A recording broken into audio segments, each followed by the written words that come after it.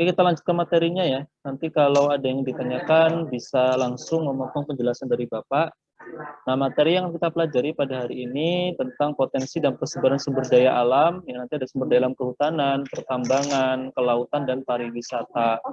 Sumber daya alam kehutanan, ya pertama adalah hutan. Ya, hutan itu salah satu sumber daya alam yang potensial di Indonesia.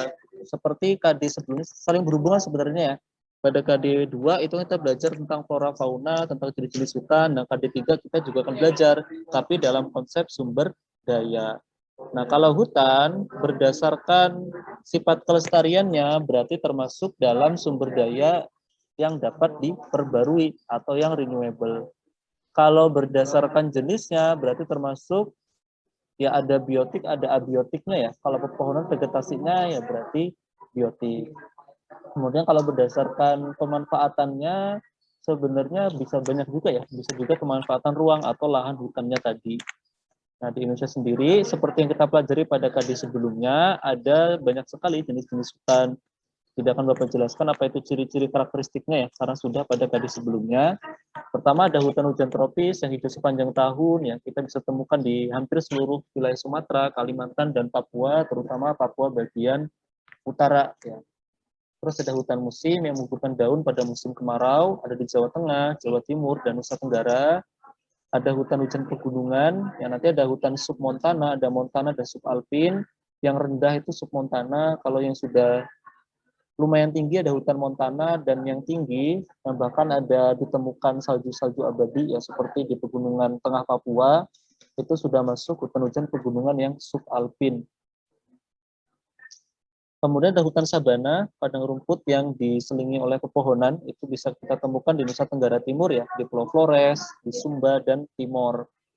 Lalu hutan rawa, bisa temukan di Sumatera, terutama di Sumatera bagian timur, kemudian Kalimantan, dan di Papua, Papua bagian selatan. Lalu ada hutan mangrove atau hutan bakau, ya, ditemukan di Sumatera bagian timur ya, di Kalimantan, Maluku, Bali, Jawa, dan di Papua. Lalu ada hutan gambut, di Kalimantan ya, Kalimantan Barat, Kalimantan Tengah, Papua, dan Riau di Sumatera. Hutan lumut berarti yang tipenya seperti biomata tundra itu bisa kita temukan di pegunungan-pegunungan tinggi di Papua, di Sumatera, Kalimantan, Sulawesi, dan Jawa. Indonesia sendiri merupakan salah satu negara dengan luasan hutan yang cukup besar ya, seperti pada KD sebelumnya kita kan terbesar ke 9 ya, ada sekitar 800.000 km persegi. Datanya memang beda-beda ya. Kalau ini Bapak ambil dari BPS, bahwasanya di Indonesia itu ada sekitar 120 juta hektar lahan hutan atau kawasan hutan. Nih, yang hijau-hijau ini kawasan hutannya. Nah, provinsi dengan luasan hutan paling besar adalah Provinsi Papua yang mencapai 30,3 juta hektar. Terus ada Kalimantan Timur dan Utara, kemudian Kalimantan Tengah dengan 12,7 juta hektar, kemudian Papua Barat 9,7 juta hektar, Kalimantan Barat 8,3 juta hektar, terus ada Provinsi Riau 5,4 juta, terus Sulawesi Tengah 4,2 juta, Maluku 3,9 juta, Sulawesi Tenggara 3,8 juta, dan Aceh ya 3,5 juta. Yang terus Papua ya, kalau yang paling sempit ya, paling sedikit luasan kawasan hutannya, yang ketiga itu ada Bali ya, ada 130.000, kemudian Jakarta ya 108.000, dan provinsi dengan luasan kawasan hutan paling kecil itu adalah Provinsi Daerah Istimewa Yogyakarta, hanya 16.800 hektar. Provinsi Lampung sendiri itu masuk dalam urutan ke-22 sebagai provinsi dengan luasan hutan terbesar di Indonesia, mencapai 1 juta hektar ya, terutama di kawasan Taman Nasional Waikambas dan Bukit Barisan Selatan. Nah, berdasarkan fungsi pokoknya, ya kalau kemarin KD2 kan hutan berdasarkan apa namanya konservasinya, jenis konservasinya kan ada apa kemarin, ada penetapan hutan lindung, ada pemanfaatan, satunya adalah pengawetan ya. Nah, kalau berdasarkan fungsi pokoknya, hutan itu bisa kita bedakan jadi 3 juga ya. Ada namanya hutan konservasi, ya seperti yang kita pelajari pada KD sebelumnya, itu mencapai 22 juta hektar. Di situ dibedakan dua, ada kawasan hutan suaka alam sama hutan pelestarian alam. Kalau suaka alam itu berarti yang melindungi flora atau fauna tertentu, ya bisa berupa suaka marga satwa atau cagar alam. Kalau hutan pelestarian, ya berarti sebenarnya sama kayak ini ya, misalnya taman nasional ya, taman hutan raya gitu-gitu, melindungi flora fauna dan ekosistem. Kalau ada taman buru, berarti diperbolehkan kegiatan perburuan secara legal. Lalu ada hutan lindung yang luasnya mencapai 29 juta hektar, ya, terutama hutan primer dan sekunder yang belum terjamah oleh manusia. Dan ada hutan produksi, ya, jadi selain fungsi konservasi dan fungsi lindung, hutan itu juga bisa menjadi fungsi produksi, yang artinya menghasilkan keuntungan atau sebagai objek ekonomi dari masyarakat sekitar. Ya, bisa dibedakan jadi tiga, ada HP, ada HPT, ada HPK. HP itu hutan produksi tetap, jadi memang fungsi hutan itu digunakan untuk produksi suatu komoditas tertentu secara tetap dan berkesinambungan. Ya. Kalau ada hutan produksi terbatas, ya artinya yang dimanfaatkan itu hanya beberapa saja, tidak boleh semuanya. Gitu. Kemudian yang ketiga ada HPK, ketika hutan tadi itu bisa dialihfungsikan atau dikonversi, dirubah lahannya menjadi pemukiman, atau memang sengaja ditetapkan sebagai kawasan lindung atau konservasi. Ya. Nah, hasil utama dari sumber daya alam kehutanan di Indonesia adalah produksi kayu bulat ya. Jadi ya penebangan kayu di hutan-hutan atau hutan produksi tadi ya. Ini benar-benar belum diolah, baru dipotong-potong doang. Ya, pada tahun 2019 wilayah dengan produksi terbanyak itu ada di Kalimantan ya, lebih dari 60%. Baru di Sumatera, Maluku Papua, Sumatera, baru Bali, Nusa Tenggara dan Sulawesi yang hanya mencapai 1%. Selain kayu bulat yang belum diolah sama sekali, nah sumber daya alam lainnya, sumber daya alam kehutanan Indonesia itu ada kayu olahan. Ya, bentuknya banyak ya, ada chip dan partikel itu diproduksi di Sumatera dan Kalimantan. Ada bubur kayu, berarti untuk bahan kertas ya, ada di Sumatera. Kayu gergajian, berarti kayu bulat tadi yang digaji jadi papan-papan gitu, itu diproduksi di hampir di semua pulau di Indonesia ya, di Sumatera, Jawa, Kalimantan, Sulawesi, Bali, Nusa Tenggara, dan Papua. Lalu papan serat ya berarti untuk meja-meja gitu itu diproduksi di Sumatera. Lalu ada barkor diproduksi di Jawa, ada finner itu di Jawa, Kalimantan, Sulawesi, dan Papua. Lalu ada kayu lapis ya, berarti semacam triplek gitu, itu diproduksi di Jawa, Kalimantan, Sulawesi, dan Papua. Lalu ada molding atau dowel ada di Sulawesi dan Papua. Nah, sebarannya selain produk berupa kayu tadi ya, ada kayu bulat maupun kayu olahan, sumber daya alam lainnya itu ada yang non kayu, ya hasil hutan yang non kayu. Berdasarkan sebarannya, pertama ada rotan. Ya, rotan dimanfaatkan ininya. Ya, biasanya buat kursi-kursi atau furnitur gitu ya, itu bisa ditemukan di Sumatera, Kalimantan, dan Sulawesi. Terus ada nira, bahan baku gula merah ya, gula aren itu di Sumatera dan Sulawesi. Terus ada bambu.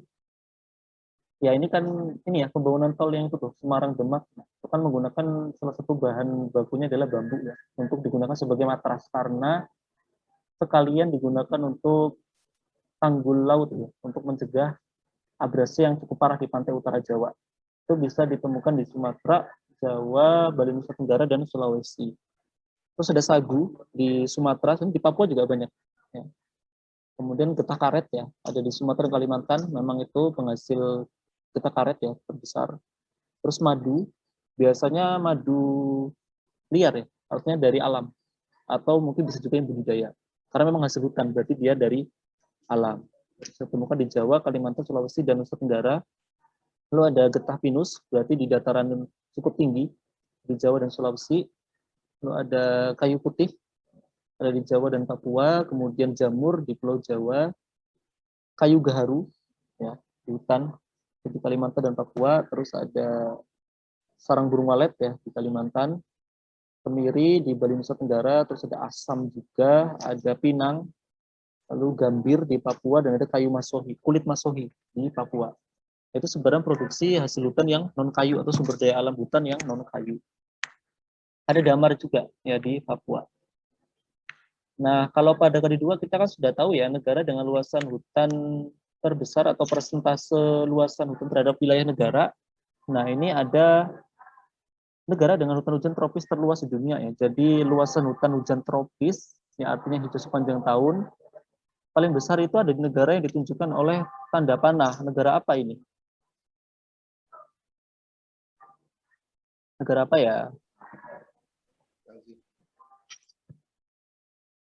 Negara apa nih? Brazil, Pak. Iya, Brazil ya. Dia punya 1,8 juta kilometer persegi ya, terutama di kawasan Sungai Amazon. Terus yang kedua negara mana nih? Republik of Congo. Iya, Republik Demokratik Kongo ya di Afrika Tengah. Ya, terus kedua, ya, lebih dari 0,5 juta kilometer persegi. Kemudian yang ketiga baru Indonesia ya, kita punya sekitar 400.000 kilometer persegi. Nah, keempat apa ini? Berikutnya Brazil. Argentina, Pak. Argentina mah di bawahnya. Oh, salah ya, Pak. Di bagian baratnya apa nih? Yang ibu kotanya ada banyak.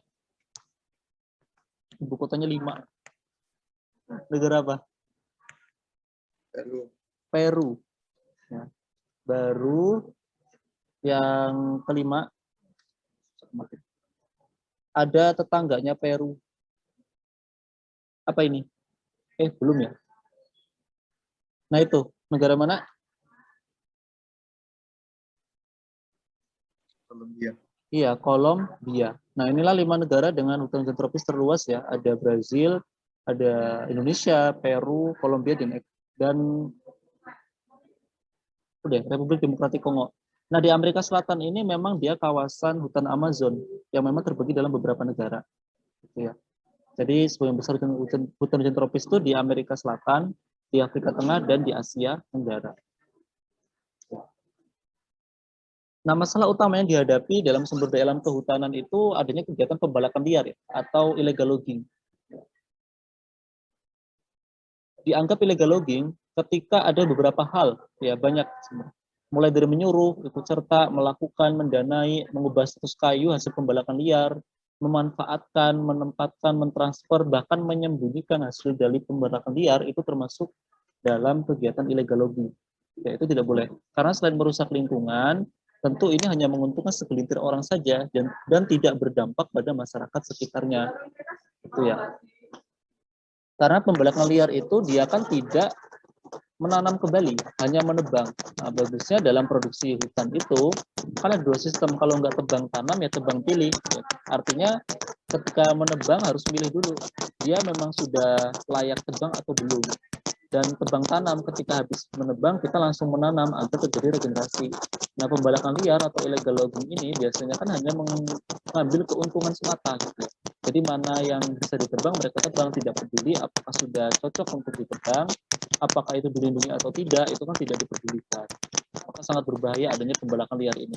Dampaknya selain ke ekonomi ya ke lingkungan, ya nanti ketika hutannya gundul, ketika terjadi hujan tidak bisa menyerap, ya sudah, banjir, longsor pasti akan menghampiri.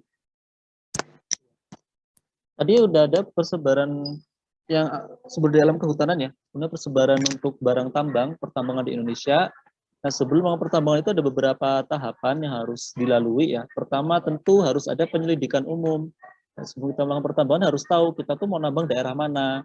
Nah untuk menentukannya kita perlu mengadakan riset ya, atau penyelidikan umum. Ya bisa menggunakan penginderaan jauh atau studi pustaka yang lainnya. Setelah tahu, nah baru kita explore, kita cari wilayahnya. Bisa kita duga, oh daerah sini sepertinya ada emas gitu ya. Nah baru kita lakukan studi kelayakan. Ya, kita lakukan analisis mengenai dampak lingkungan dulu. Apakah ketika sudah dibuka pertambangan nanti akan berdampak positif atau negatif terhadap lingkungan? Apakah lebih besar negatif atau positifnya gitu ya. Setelah dianggap layak, ya baru kita lakukan konstruksi, ya. Lalu penambangan, ekskavasi, kalau dia open pit berarti kan digali ya. Lalu baru pengolahan dan pemurnian, karena bentuk pertambangan itu kan nggak utuh ya. Bisa kita tambang emas, kan nggak nemu emas bongkahan gitu, enggak. Tapi nemunya kan biji emas, jadi perlu dilakukan pemurnian agar itu emas doang, nggak campur sama tanah, nggak campur sama pasir, sama yang lainnya. Lalu pengangkutan dan penjualan, tapi biasanya sih untuk produksi tambang itu pabriknya tidak jauh-jauh dari lokasi pertambangan karena memang sumber atau bahan mentahnya itu mudah susut gitu ya takutnya. Kemudian yang paling penting adalah adanya kegiatan pasca tambang. Setelah melakukan pertambangan yang menimbulkan lubang-lubang menganga di tanah gitu ya. Kali ini nanti kalau hujan menimbulkan genangan, ya kan bayar. Nanti misalkan ada anak-anak main di situ tenggelam ya, karena lubang tambang itu kan nggak dangkal, pasti dalam gitu. Mungkin nanti juga bisa jadi habitat nyamuk, jadilah malaria, jadi DBD, ujung-ujungnya ke masyarakat sekitar.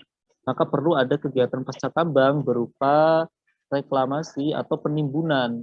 Nah, penimbunan itu juga tidak sembarangan, harus dengan tanah yang memang produktif gitu ya. Karena biasanya pasca tambang ketika diuruk saja kan masih ada kandungan-kandungan bekas bahan mineral berbahaya ya untuk pemurnian si barang tambang tadi. Maka perlu adanya rehabilitasi tambang agar bisa kembali menjadi lahan produktif yang bisa ditanami dan dimanfaatkan masyarakat sekitar. Nah, bahan tambang sendiri itu bisa dibedakan menjadi 3. Ya, ada golongan A, B, dan C. Golongan A itu barang tambang yang strategis, biasanya berupa barang tambang energi ya, atau sumber daya alam energi yang dimanfaatkan energinya untuk keperluan orang banyak. Misal batu bara, minyak dan gas, serta bahan radioaktif. Ya, batu bara buat apa? Buat PLTU misalkan, pembangkit listrik tenaga uap. Minyak dan gas tentu BBM segala macam gitu ya. Kemudian bahan radioaktif itu apa? Untuk nuklir, ya uranium, plutonium segala macam itu. Nah, itu untuk energi nuklir. Lalu golongan B itu barang tambang yang penting atau vital, biasanya bernilai tinggi, ya prestis ya, biasanya untuk perhiasan, contohnya emas, perak, besi, aluminium, dan tembaga. Nah, golongan C itu yang ditemukan banyak ya, dan harganya relatif lebih terjangkau, atau dia barang tambang industri, ya misalnya garam, tanah liat, marmer, asbes, pasir, dan yang lain-lain. Nah, di Indonesia sendiri itu lengkap akan barang tambang, sumber daya alam tambang di Indonesia sangat banyak sekali dan tersebar hampir di seluruh pulau-pulau di Indonesia. Sangat banyak sekali. Nah, pertama ada minyak bumi ya. Minyak bumi itu ya nanti yang menjadi bahan bakar kita itu, jadi pertama, jadi pertalit, jadi premium segala macam. Selain itu produk turunannya bisa menjadi aspal, lilin mineral, ozokerit, dan bitumen. Nah, cadangan minyak bumi sendiri itu bisa dibedakan jadi 2. Ada cadangan potensial dan cadangan terbukti. Cadangan potensial itu dugaan ya, diduga di perairan Laut Natuna Utara itu ada potensi minyak bumi berapa juta barel misalkan. Ketika dilakukan produksi, ternyata yang sudah berhasil ditambang baru sekitar 200.000 barel misalkan. Nah, itu cadangan terbukti. Minyak bumi di Indonesia sendiri itu paling banyak atau paling potensial itu di Sumatera, terutama di pesisir timur Sumatera, ya, sekitar 66,15%. Ya. Di Jawa juga ada ya, misalnya di Cepu, di Tuban, di Indramayu, di Selat Madura, gitu ya. Di Kalimantan ya, di Kalimantan bagian timur terutama ya di Bontang, di Balikpapan gitu. Terus di Papua, di Maluku, dan Sulawesi. Kalau ada yang nanya, silakan ditanya ya. Dulu apa jelaskan. Terus gas bumi ya, atau geothermal. Nah, ini penting sekali. Ya, manfaatnya untuk apa? Untuk sektor industri, untuk membangkit tenaganya, gitu ya, untuk tenaga panas bumi, misalkan. Untuk gas perkotaan, jadi yang rumahnya sudah berlangganan dengan gas dari PGN, nah itu sebenarnya gas bumi. Bentuk dari gas itu ada LNG dan LPG. Yang sering kita gunakan adalah LPG, ya, yang bentuk tabung itu. Nah, potensi terbesar gas bumi di Indonesia itu ada di kawasan Natuna, di Kepulauan Riau, yang sekarang jadi daerah sengketa ya, antara negara-negara yang punya kawasan di Laut Tiongkok Selatan, ya Vietnam, Filipina, Tiongkok, Malaysia, gitu ya. Terus di Papua, di Kalimantan, Sumatera Selatan, Maluku, Sumatera Tengah, Aceh ya, di Arun, di Aceh, pesisir Aceh bagian timur, di Jawa Timur, Jawa Barat, dan Sulawesi. Dan batu bara itu hasil dari proses pembatubaraan atau qualification ya. Jadi tumbuhan-tumbuhan di masa lalu yang membatu ya akhirnya menjadi batu bara. Yang ada namanya batu bara muda, namanya lignit ya. Jenis pertambangan batu bara sendiri itu ada yang open pit ya, ada yang open pit, ada yang pertambangan endapan karbon. Kalau yang di slide ini yang open pit, tambangan terbuka, jadi memang digali. Gitu ya. Seperti di Grasberg di Papua itu dia open pit.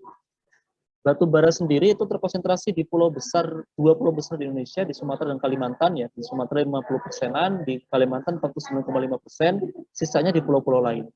Makanya di Lampung itu kan jadi jalur transportasinya ya, distribusinya.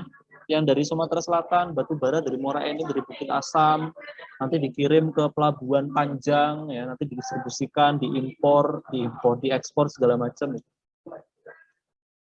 Kemudian emas dan perak, ya, jenis emas itu ada dua ya, ada emas natif, ada emas yang elektrum.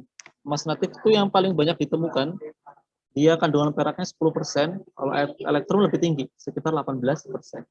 Sebarannya ada di Melaboh, di Martabe, di Bengkalis dan Logos, Sarolangun, Merangin, Rejang Lebong, Simau, di Lampung ada di Tanggamus ya, terutama di kawasan Waismaka, ya, Waismaka, yang Kota Agung lurus lagi ke arah Sedayu itu.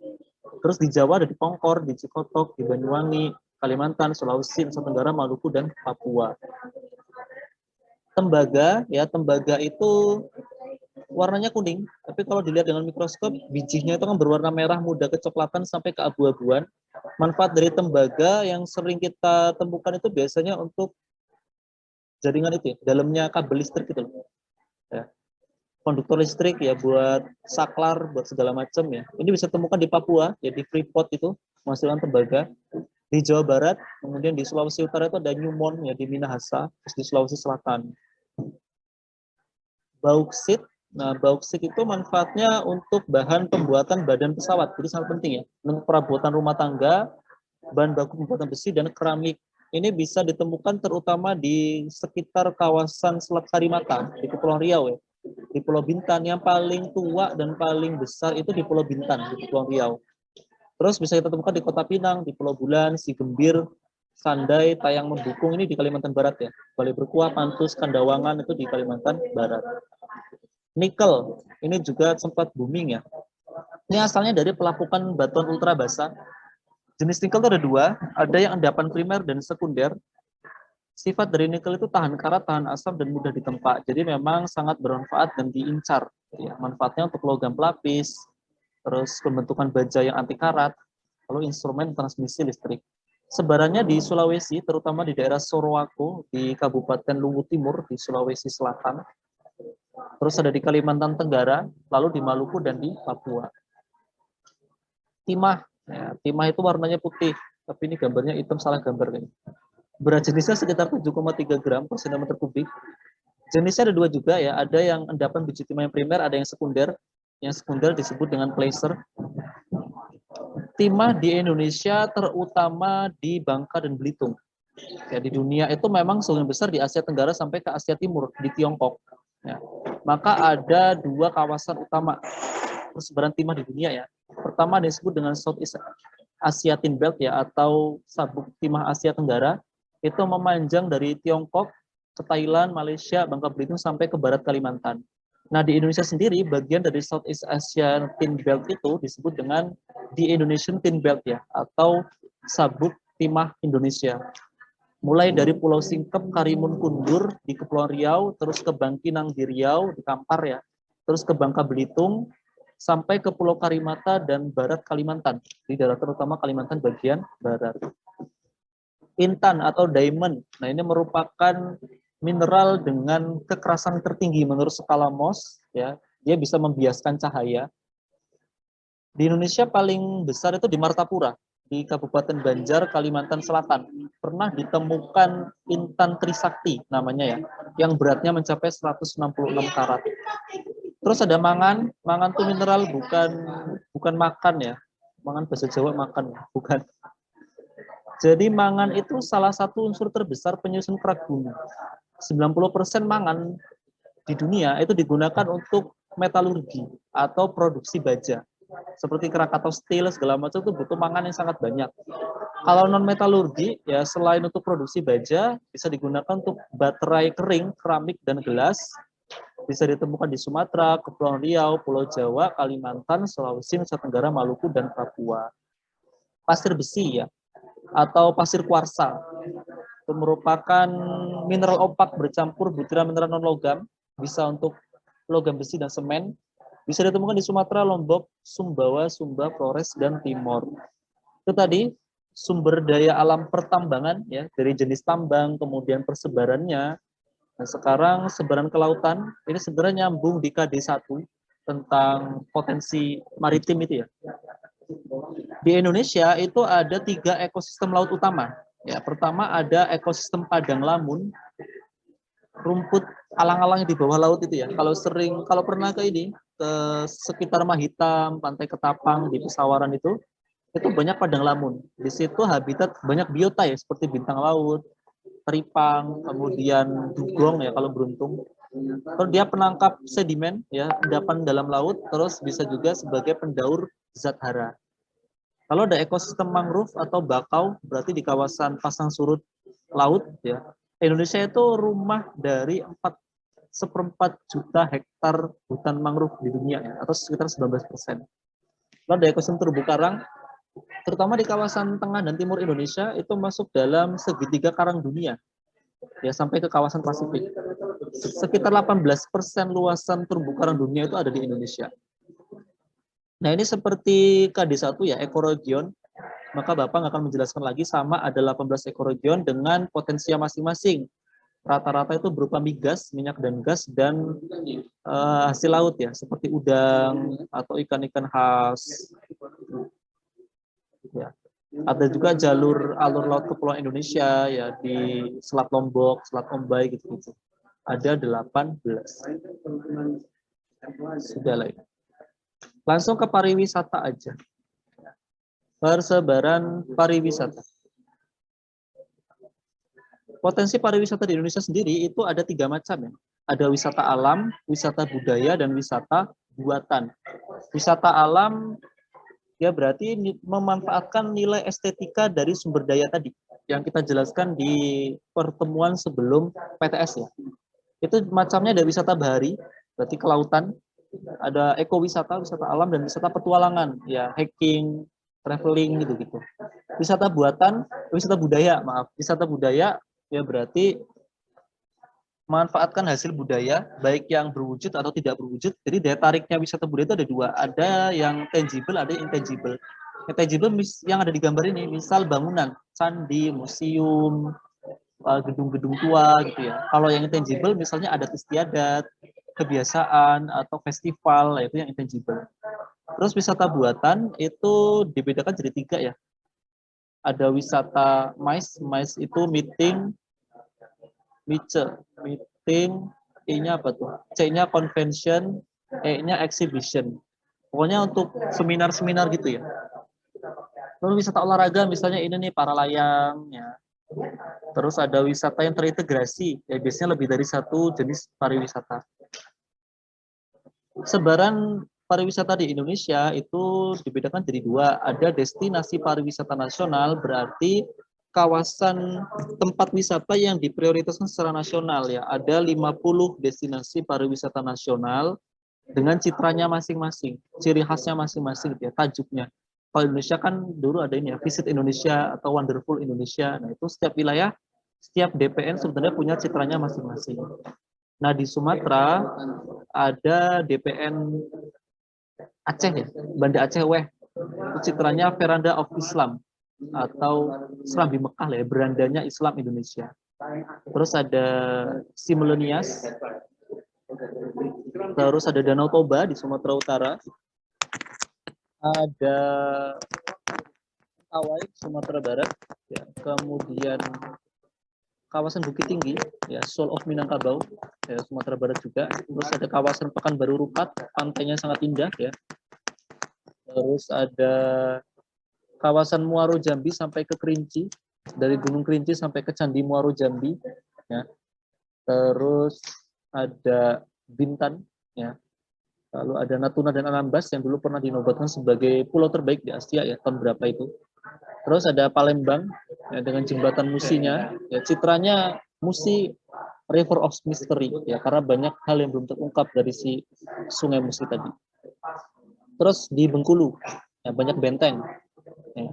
Kemudian DPN di Pulau Jawa ada Ujung Kulon ya, home of the rare Javanese tiger. Ring of Fire karena dia masuknya DPN-nya sama kayak Krakatau. Padahal Krakatau itu kan masuknya Provinsi Lampung. Terus Kepulauan Seribu, lalu ada Bogor, Bandung, kemudian Nusa Kambangan yang disebutnya Alcatraz-nya Indonesia karena mirip ini ya, penjara Alcatraz di Amerika Serikat itu, yang satu pulau penjara semua isinya. Terus Karimun Jawa ya, di sana habitat dari hiu, ya, Eco Island Resort of Karimun Jawa. Terus Sangiran ya, ditemukannya manusia-manusia purba Indonesia. Borobudur ya, disebutnya Capital of World Heritage ya, ibu kotanya sejarah dunia. Terus Bromo ya, citranya itu volcano in the desert ya, apa namanya, pegunungan di tengah-tengah gurun, kan ada itu tuh padang pasirnya si Bromo itu, lautan pasir nyebutnya ya. Terus ada Surabaya dengan Suramadunya, dan Ijen Baluran ya, dengan Taman Nasional Balurannya, Afrika Panjava ya, sampai ke Taman Nasional Alas Purwo.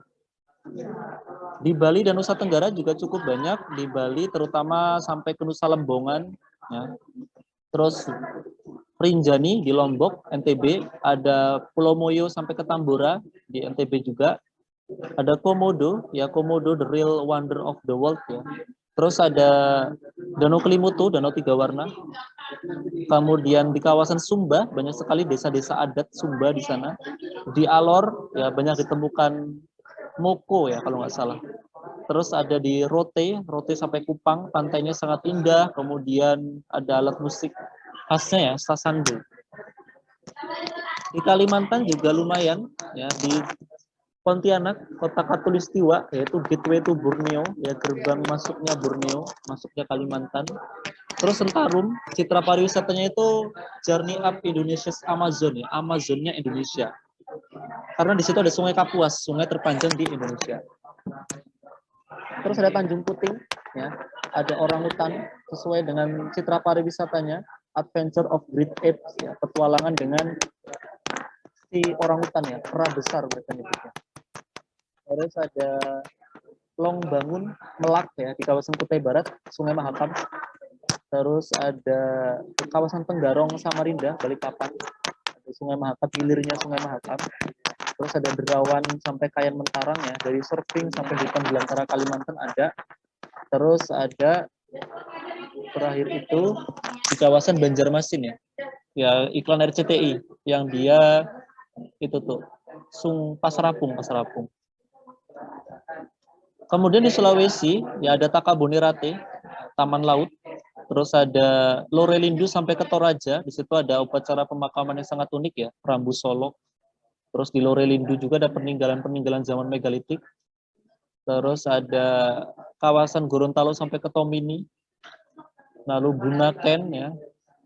Kemudian ada Wakatobi.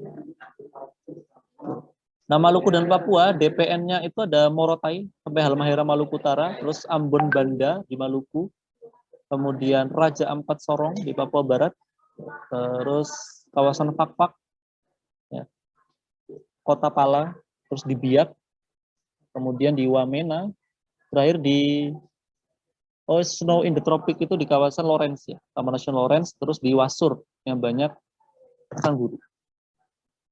Kalau destinasi pariwisata nasional itu ada 50 ya, yang diutamakan oleh pemerintah. Ada juga namanya kawasan strategis pariwisata nasional atau KSPN yang lebih dirinci lagi. Itu ada 88 ya. Lupa Bapak. Di Sumatera banyak ya, ada Nongsa Pulau Abang di Pulau Riau. Terus Danau Toba di Sumatera Utara.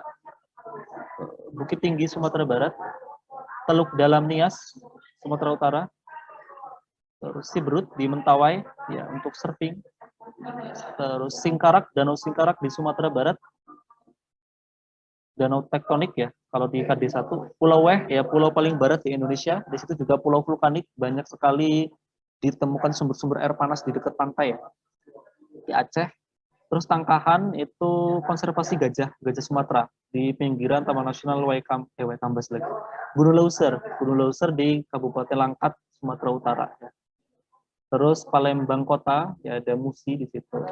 Terus Tanjung Kelayang, yaitu Pastra Pelangi ya di Pulau Belitung. Muaro Jambi banyak candi-candi. Terus Kerinci Seblat, Taman Nasional terluas di Sumatera. Kemudian di Lampung itu ada Waikambas, ya ada gajah, ada badak di sana. Terus Rupat di Riau. Lalu Pagar Alam, Kebun Teh di Sumatera Selatan, Gunung Dempo. Terus Krakatau, ya Lampung Selatan. Natuna, Pulau Riau. Dan Danau Ranau, Sumatera Selatan dan Lampung, ya, danau tektovulkanik. Terus Maninjau, Danau Maninjau di Sumatera Barat, dan Lagoy Bintan itu di Kepulauan Riau. Lalu ada Enggano, pulau yang cukup jauh dari Bengkulu ya, tapi sangat unik. Nah, KSPN di Jawa, pertama ada Borobudur, terus ada Bromo Tengger Semeru, Taman Nasional BTS, terus Pangandaran ada Cukang Taneuh ya, ada Green Canyon di situ, terus ada Kota Tua Sunda Kelapa, Dieng, dataran tinggi Dieng, ada Kawah Sikunir, Sikijang, ada manusia gimbal, segala macam banyak ya. Terus ada Kepulauan Seribu, Pulau Onras, Pulau Macan, Pulau Bidadari, itu sangat indah. Lalu di ujung kulon Tanjung Lesung, ya, di kawasan ujung kulon sampai Tanjung Lesung surfing dia, sama perlindungan badak. Sudah Merapi Merbabu, Taman Nasional Merapi dan Gunung Merbabu, Karimun Jawa tadi, terus Trowulan ya di Mojokerto, peradaban peninggalan Majapahit dan kerajaan-kerajaan lainnya. Terus Prambanan Kalasan ya di perbatasan Jogja dan Jawa Tengah. Lalu Sangiran di Jawa Tengah, manusia purba itu. Yogyakarta Kota, ya Malioboro. Kars Pacitan, daerah Pegunungan Kapur di pesisir selatan Jawa Timur. Karena kan pesisir selatan Jogja sampai Jawa Timur itu Pegunungan Sewu ya, Pegunungan Kapur. Itu Ciwidey, ya dingin di Bandung. Lalu ada Tangkuban Perahu, Gunung Tangkuban Perahu yang bisa naik sampai atas ya. Pantai selatan Jogja ya Parangkusumo, Parangtritis, Baron gitu-gitu. Terus ada Kars Gunung Kidul ya daerah Kapur di Gunung Kidul, timurnya Jogja. Terus di Gunung Halimun, Jawa Barat. Lalu di Ijen Baluran, Jawa Timur. Bandung Kota di Jawa Barat. Puncak Gede Pangrango di Jawa Barat. Di Bali Nusa Tenggara ya terutama di Bali ya, ada Kintamani Danau Batur, terus ada Komodo di NTT, Gunung Rinjani di NTB, kemudian ada Ende Kelimutu ya, di sini itu ada Danau Kelimutu, danau 3 warna itu, danau vulkanik ya. Terus ada Pantai Selatan Lombok yang sekarang jadi sirkuit Mandalika itu kan Pantai Selatan Lombok. Terus Gunung Tambora di Sumbawa, NTB.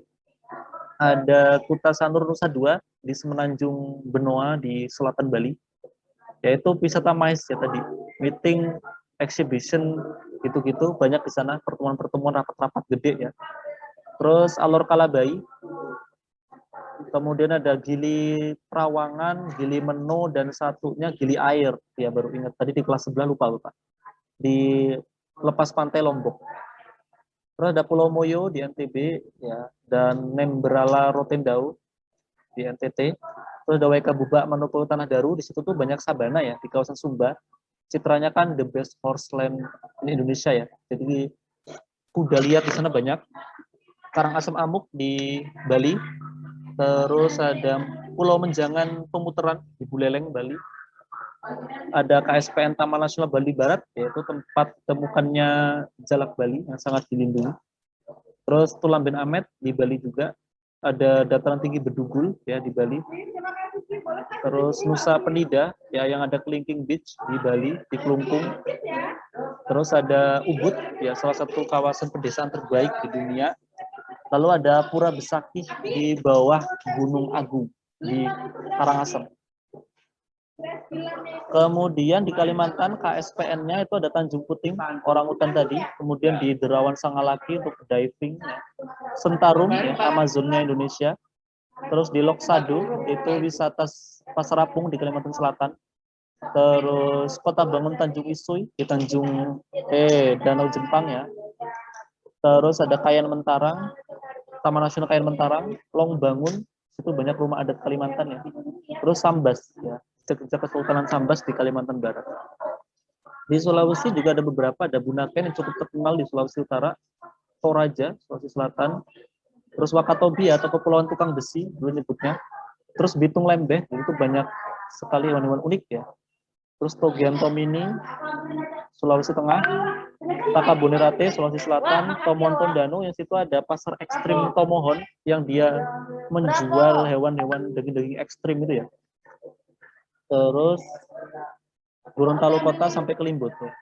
Nah di Maluku Papua KSPN-nya itu ada Raja Ampat, Papua Barat, terus Banda Neira di Maluku, Morotai di Maluku Utara, Sentani sekarang tuan rumah PON 20 di Papua. Terus Agat Asmat, ya di situ ada keunikan suku Asmat, ukiran suku Asmat, ukiran kayu yang sangat bagus. Terus di Biak, Papua, Teluk Cendrawasih banyak habitat hiu paus. Kemudian di Wasur Merauke yang banyak kanguru. Nah, itu selesai.